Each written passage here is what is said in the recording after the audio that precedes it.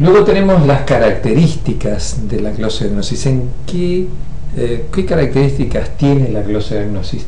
Una característica fundamental de la glosognosis, esto para ubicarnos entre todos, es que la glosognosis la estudiamos en base a una somatotopía. ¿Qué significa? Es la representación del cuerpo humano en la lengua. Y para esto, acá abajo van a ver, luego lo vamos a profundizar un poquito, pero para que solamente lo vean. Esto como si simulara una lengua gigante, ¿no es cierto? Esta lengua, tenemos cada zona de la lengua que está representando distintas partes del cuerpo. Por ejemplo, la punta de la lengua representa el fuego, representa el corazón. La parte media de la lengua representa la parte digestiva, el estómago y el vasopáncreas. La parte posterior representa el agua, o sea, el riñón. Luego a los costados tenemos a ambos lados la vesícula biliar y el hígado. La vesícula biliar y el hígado. Esta es una somatotopía, la representación del cuerpo humano en la lengua. Hay distintas somatotopías y distintos modelos de ubicación de los órganos en la lengua.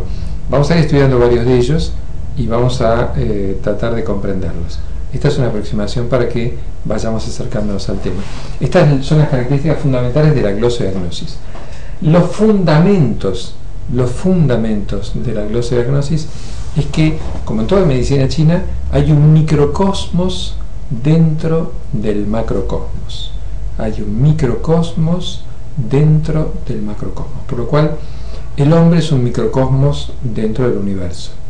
A su vez, cada parte del cuerpo es un microcosmos dentro del macrocosmos. Entonces hablamos de microsistemas diagnósticos y terapéuticos. Dentro de la medicina china se estudian los microsistemas. Tenemos un microsistema de la fascioterapia, tenemos el microsistema de la craneoterapia, tenemos el microsistema de la reflexología manual, la reflexología podal en los pies, tenemos el Hara diagnosis en el abdomen, Hara diagnosis estudiado por los japoneses profundamente, tenemos el estudio del microsistema de la columna vertebral con cada región que corresponde a órganos muy específicos, y la lengua, bueno, tenemos la auriculoterapia que nosotros usamos mucho, y la lengua es otro microsistema. Pero a su vez los microsistemas pueden ser diagnósticos, terapéuticos o mixtos. El diagnóstico solamente, por ejemplo, es la lengua, o el iridiagnosis. Jamás a alguien se le ocurre pinchar una lengua o pinchar el ojo. No lo intenten, por favor.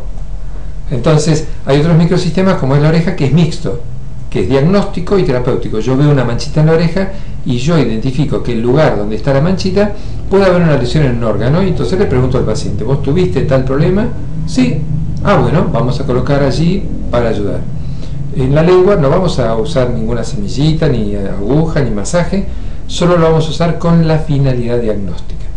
De ahí que es tan útil para todos realmente, para ver los niños, para ver a sus niños.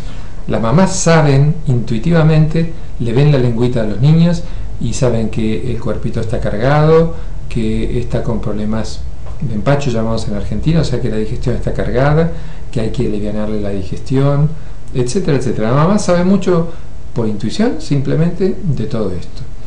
Por lo cual, el fundamento, el basamento de la glosodiagnosis es el concepto de microsistema, de microcosmos sobre el macrocosmos. Bien. ¿Qué vemos en la lengua, básicamente? ¿Qué vemos en la lengua?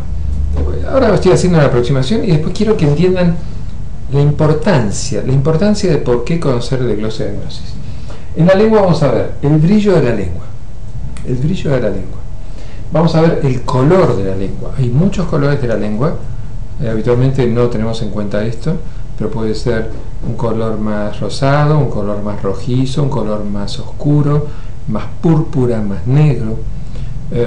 Hay distintos colores de la lengua. Vamos a ver la forma de la lengua. Sí, ya sé, algunos están pensando en la lengua bífida. Puede que alguno tenga lengua bífida, puede ser. No está estudiado dentro de los contextos chinos, no está estudiado, pero en la forma de la lengua tenemos lenguas larguitas, lengua larga.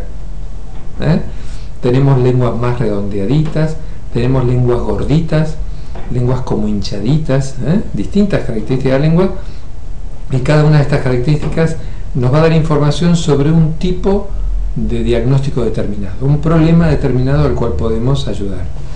Luego tenemos la saburra, que es la pastita por encima de la lengua, que lo vamos a tener muy en cuenta porque la pastita por encima de la lengua nos va a dar información sobre cómo está el estado de los órganos y las vísceras también. Y de acuerdo al lugar donde esté, imagínense que no es lo mismo que haya mucha saburra en la zona del riñón a que haya mucha saburra en la zona del corazón. Nos está hablando de que hay una tendencia en que puede haber una condensación de flemas en órganos determinados, ¿sí? Ni que hablar si hay en la zona de vesícula y demás. Entonces todo esto lo vamos a estudiar también. Y luego vemos la humedad. Hay, por ejemplo, lenguas que son como una ¿cómo se dice? Como una pista de patinaje, como si fuera un hielo continuo, se ven así. Luego hay lenguas que son como ásperas, como si tuvieran una lija. La lengüita del gato, cuando uno toca, es una lengüita así como lija. Luego tenemos lenguas que por la humedad son secas. Hay lenguas que son húmedas, como si estuviera cayendo agüita. Todo esto identifica distintos estados energéticos y distintas alteraciones que vamos a tener en cuenta y vamos a trabajar con ellas.